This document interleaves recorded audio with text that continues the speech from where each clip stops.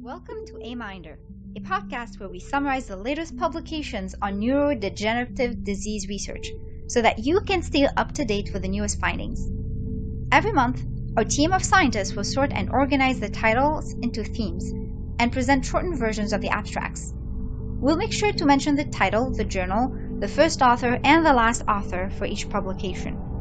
Whether you're in the lab, on the bus, or cooking your meal, we hope you find this podcast helpful.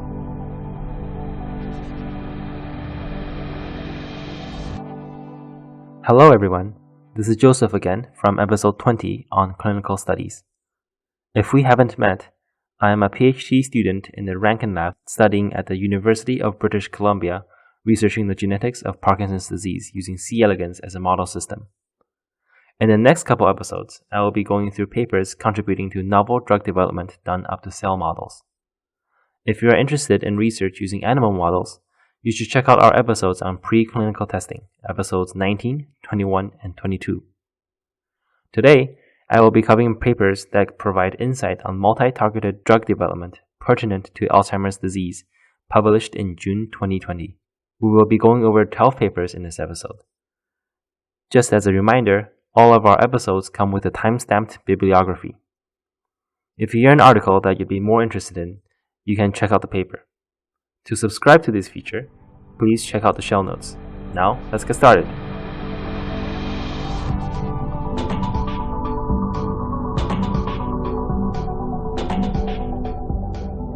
While these papers aim to target more than one pathological factor in Alzheimer's disease, these first few papers seem to focus a little bit on amyloid-beta and tau-mediated toxicity. Check out episodes 13 and 14 for papers delving more into understanding the mechanisms of these pathways. Our first paper is titled Anti-Alzheimer's Disease Molecular Mechanism of Acori-Teterinaui Rhizoma, based on network pharmacology, by first author Li and last author Zhang. This paper is published in Medical Science Monitor Basic Research. Acori-Teterinaui rhizoma, or as I refer to it as ATR from now on, is a traditional Chinese herb that is used to treat Alzheimer's disease in Oriental medicine. Here, the authors study the potential mechanisms and molecular targets for Alzheimer's disease by using a combination of computer analyses and in vitro studies. Possible targets of the active ingredients of ATR are predicted by PharmMapper, and the targets related to Alzheimer's disease are filtered by DisGenNet. Protein-protein interaction network of possible targets was then established by a series of analyses such as string, Go enrichment, and KEGG pathway enrichment analyses. Then, the authors used Cytoscape to build component-target interaction networks. Additionally, a gene-to-disease pathway network was constructed and verified by the molecular docking methods. Additionally, mRNA expression levels of APP, tau, and core target genes are estimated via qRT-PCR to study the effects of ATR on amyloid-beta 142 mediated toxicity in SH-SY5Y cells. Results from in silico analyses showed that the active components of ATR target Alzheimer's disease-related biological processes such as inflammation, cellular, and metabolism. Some of these predictive targets can be of special interest in future research. Also, the authors found that one of the active components of ATR, beta-caryophyllene, reduced mRNA expression levels of APP, tau, and other Alzheimer's disease-related biomarkers. On to our second paper, utilization of the OliveNet library to investigate phenolic compounds using molecular modeling studies in the context of Alzheimer's disease, by first author Liang and last author Karagiannis, published in Computational Biology and Chemistry. Adopting a Mediterranean diet has been shown to reduce incidence of Alzheimer's disease. And because of that, phenolic compounds in extra virgin olive oil, a component heavily featured in Mediterranean cuisine, has garnered some attention. To date, a total of 222 phenolic compounds derived from extra virgin olive oil have been studied and characterized in the OliveNet database. In this study, the 222 phenolic compounds, are screened for their ability to bind forms of amyloid-beta and tau proteins using molecular docking analyses. A few of these phenolic compounds are found to bind strongly to A-beta 1-40 and A-beta 1-42 monomers. In addition to tau fiber protein structures, these compounds are proposed to be novel lead compounds for further research in drug development for Alzheimer's disease. The next paper is titled Dual Targeting of Monomeric Tau and Alpha-Synuclein Aggregation, a new multi-target therapeutic strategy for neurodegeneration, by first author Gaber and last author Pecati. This paper is published in ACS Chemical Neuroscience. For a brief introduction, accumulation of misfolded protein aggregates are a shared hallmark in two of the most common neurodegenerative diseases. Those with Alzheimer's disease have neurofibrillary tangles, and those with Parkinson's disease have Lewy bodies. The precursors to both of these aggregating phenomena, tau protein and alpha-synuclein, have shown synergistic aggregation and neurotoxicity in multiple studies. Here, the authors look to design a novel screening platform for compounds that can target both monomeric tau and alpha-synuclein aggregation to use for developing multi-targeted therapeutics for neurological disease. This new screening platform utilizes cellular fluorescence resonance energy transfer based high-throughput screening for tau-binding compounds. Then, it was followed up with thioflavin T assay and dynamic light scattering measurements to screen for ability to inhibit alpha-synuclein. In developing this new method, the authors identified MG2119 as a promising compound.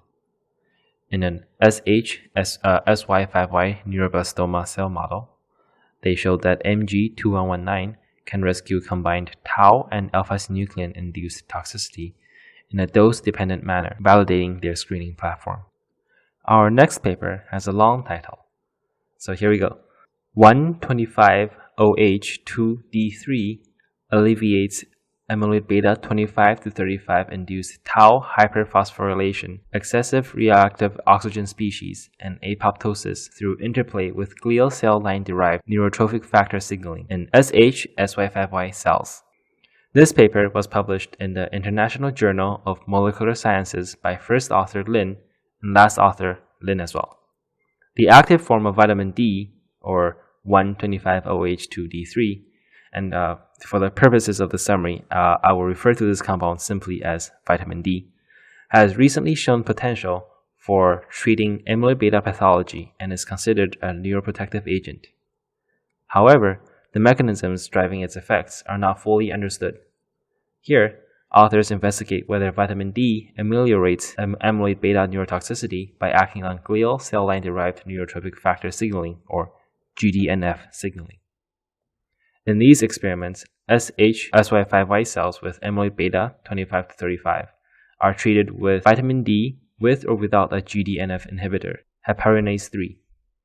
In addition to validating previous findings by showing that vitamin D ameliorated amyloid-beta-induced reactive oxygen species, apoptosis, and tau protein hyperphosphorylation, the authors also found that these effects were abolished by the presence of heparinase 3, suggesting that neuroprotective effects of vitamin D is dependent on GDNF signaling. In the next few papers, we'll hear a lot about inhibiting cholinesterases in particular. Here is a quick explanation on why cholinesterases are so popular as a drug target. One key feature in the brains of those suffering from Alzheimer's disease is a decreased amount of the neurotransmitter acetylcholine. As a strategy to maximize the already low supply of acetylcholine, drug developers aim to slow down the rate at which it is broken down by cholinesterases. Lo and behold, it works in alleviating many symptoms of Alzheimer's disease. So that is a little insight into why targeting cholinesterases have continued to remain a popular strategy for drug developers. Our fifth paper of this episode is titled Exploration of Dual Fatty Acid Amide Hydrolase and Cholinesterase Inhibitory Potential of some 3-hydroxy-3-phenacylazindole analogs. This two-author paper is published in the German journal Archiv der Pharmazie by first author Tripathi and second author Ayanan. You have to excuse me for my pronunciation here. Without going too off track, once the endocannabinoid system is implicated in Alzheimer's disease pathogenesis, fatty acid amide hydrolase, an integral protein to the endocannabinoid pathway, has been scouted as a target for Alzheimer's disease therapeutics. For the purposes of this episode, I'll refer to fatty acid amide hydrolase as its written acronym FAAH or FA. Inhibiting both FA and cholinesterases have been a novel therapeutic strategy for Alzheimer's disease-related neurodegeneration. Here, authors screen a library of 3-hydroxy-3-phenacetylsyndole analogs for FA and CHE inhibition, or cholinesterase inhibition. They identified one such compound with very promising results, showing a balanced multifunctional profile for both FA and cholinesterase inhibition. With structural analyses, the authors determined that the oxidole moiety provided the molecule some rigidness that improved adherence to the compound with target enzymes. Among other predicted findings, the authors also show that compound 16, which is that compound, is non-neurotoxic and can have antioxidant potential. All in all, compound 16 should be further explored for a potential multi-targeted therapy for treating Alzheimer's disease. Our next paper is titled Comparison of Phytochemicals, Antioxidant and In Vitro Anti-Alzheimer's Properties of 27 Morus spp cultivated in Thailand.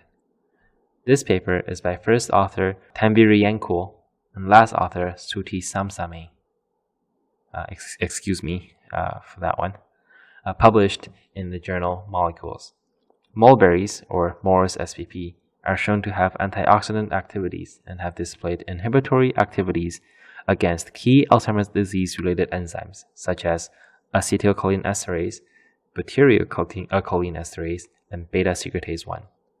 Interestingly, the phytochemical profile of mulberries, even of the same cultivar, vary quite widely depending on the location at which the trees are grown. Here, the authors compare the phytochemicals, antioxidant activities, and inhibitory activities against Alzheimer's-related enzymes in 27 different cultivars of mulberries planted in the same location in Thailand. In addition to validating previous findings that mulberry extracts exhibit neuroprotective and antioxidant properties, they propose one cultivar to be promising for further development as a treatment for Alzheimer's disease.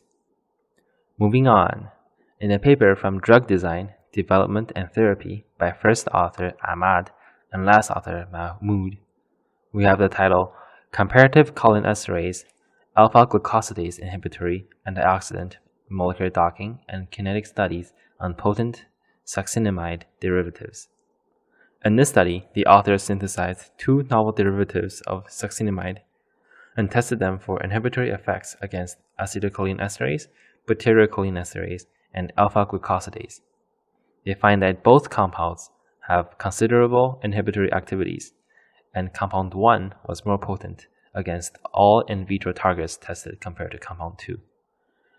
It also had anti-radical properties. Molecular docking analyses validated the in vitro studies showing a triple-fold acetylcholinesterase and butyrylcholinesterase binding activity for compound 1 compared to compound 2. Our next paper is titled Synthesis of Furocumarin-stilbene hybrid as a potential multifunctional drug against multiple biochemical targets associated with Alzheimer's disease by first author Agbo and last author Moore, published in Bioorganic Chemistry. In this paper, the authors synthesized a series of furocumarin-stilbene hybrids and studied them in vitro for inhibitory effects against acetylcholinesterase, butyrylcholinesterase, and beta-secretase, and other Alzheimer's disease pathology-related proteins.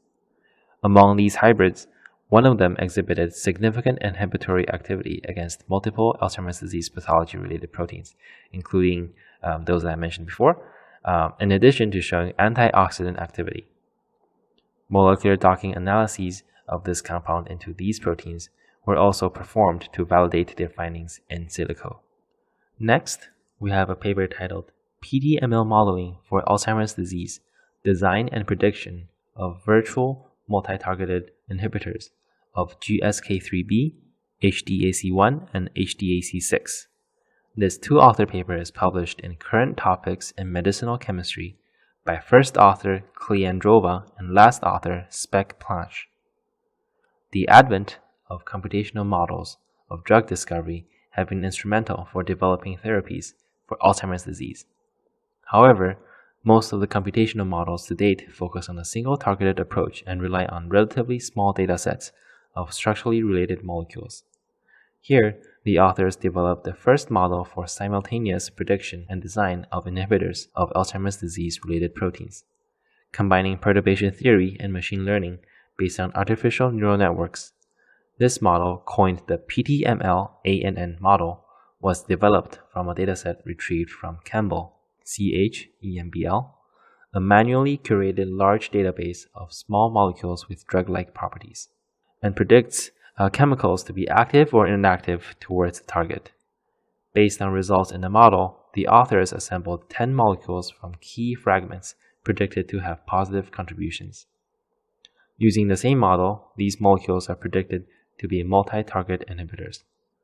This work yields promise towards the design of multi-target inhibitors for treatments for Alzheimer's disease.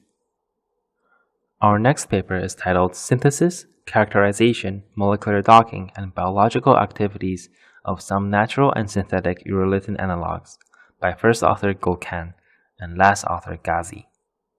This paper is published in Chemistry and Biodiversity. Urolithins are compounds formed within the gastrointestinal tract following an L-argitanin-rich diet. Foods that are rich in L-argitanin include pomegranate, nuts, and berries. Studies have shown that food rich in L-argitanin can be neuroprotective and thus be a possible alternative therapy for Alzheimer's disease. The authors here believe that the neuroprotective effects of L-argitanin come partially from inducing the production of urolithins in the gastrointestinal tract. In this study, major urolithins and their metabolites are screened for their efficacy in inhibition of various Alzheimer's disease-related enzymes and antioxidant effects. These results point out possible mechanisms of the activities of the urolithins for treating Alzheimer's disease, supported by structural activity relationships and docking studies. Our penultimate paper is titled Insight into Potent Leads for Alzheimer's Disease by Using Several Artificial Intelligence Algorithms by first author He and last author Chen, published in Biomedical Pharmacotherapy. Several proteins have been linked to pathogenesis pathways for Alzheimer's disease and considered potential targets to treating the disease. These proteins include the protein GSNOR, complement factor D, and complement factor 3B. In this study, the authors use a network pharmacology-based screen for potential traditional Chinese medicine candidates that can dock well with these proteins. Artificial intelligence algorithms employing machine learning and deep learning models were used to validate docking results. Their methods predict the herbs Ardisia japonica, Ligosticum chanson, and Lepia nodiflora, and Mirabilis jalapa to contain key components to be a potential effective treatment formula for Alzheimer's disease. Our last author of the episode is a two-author paper titled Plausible Compounds Drawn from Plants as Curative Agents for Neurodegeneration, an in silico approach, by first author Thiruchitapallam and last author Weerasinghe, published in Journal of Computer-Aided Molecular Design. Chelation therapy has been an approach for drug development to treat neurodegenerative disease. This approach stemmed from the observation of heightened metal ions in patients with these diseases and their implications in pathogenesis. Here, the authors screened for a library of around 200 chemical compounds isolated from Sri Lankan plants for good chelation ability for multiple metal ions. Here, they predict 12 Sri Lankan plant compounds to be good leads for developing treatments for Alzheimer's disease, Parkinson's disease, and prion disease. However, they couldn't do the same for Huntington's disease. Well, that's a wrap for this episode. Thank you for listening, and please do check out our previous episodes covering literature spanning a whole array of topics related to Alzheimer's disease. If you don't know where to start, might I suggest episode 20, a short episode where I covered papers about clinical studies. We're always looking to hear from you, and feel free to reach out to us on social media. That said, over to Sarah for some final words. Goodbye, and see you next episode. That's it for this episode. A huge thank you to the team that is working on sorting, summarizing, and scripting these abstracts, as well as the operations behind AMiNDR. The music is from Journey of a Neurotransmitter by Anusha Kamesh, musician and fellow scientist, and now member of the AMiNDR team. You can find the original piece and her other music on SoundCloud under Anusha Kamesh or on her YouTube channel, AK Music. Interested in joining the team? Give us a shout. We can always use help with content development, podcast editing, advertising, and you can be part of a new and exciting venture. Reach us by email at aminderpodcast@gmail.com or follow us on Twitter. Oh, we're also on Facebook now. Don't forget to subscribe to our mailing list if you want access to the bibliography for each of our episodes. The references come with timestamps. Timestamps. So you can more easily locate the paper that caught your interest. Check our notes below for details on how to sign up. And very close to this, you'll also find a link to our feedback survey. Because, yeah, your feedback matters to us. So please, pretty please, let us know how we can make this podcast a better tool for you. And last but not least, thank you for tuning in with us. And on this note, we hope you found our podcast useful and accessible. Until next time.